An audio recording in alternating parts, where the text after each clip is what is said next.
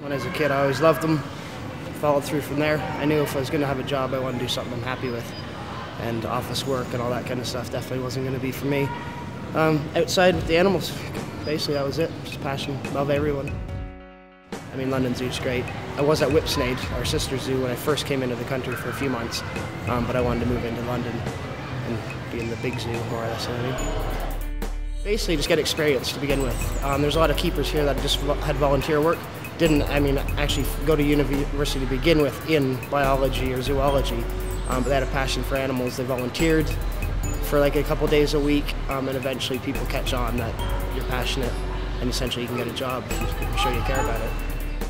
It actually just kind of fell into place at home. I started off in a pet shop, and they won an outreach program, going to school groups, birthday parties and stuff like that, taking a carload of reptiles and going talking to them. Never wanted to present when I was younger. I hated doing demonstrations in school, but if you know what you're talking about, you love the animals, it was quite easy, so it just kind of fell into place as it came.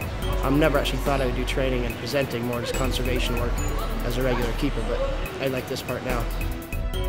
First thing in the morning that you do is always check over every animal, make sure they're all healthy. So that's your first responsibility, always making sure the animals are in the proper care. Feeding regimes, quite strict, diet sheets. Because we're training them, you got to weigh them all, make sure they're not getting overweight, make sure they're not underweight. So the animal's health obviously comes first.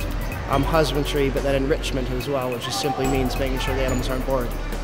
Making sure they're displaying natural behaviors in captivity, which you try to do with enrichment, which might be live insects, scent trails, hiding stuff inside Hessian sacks.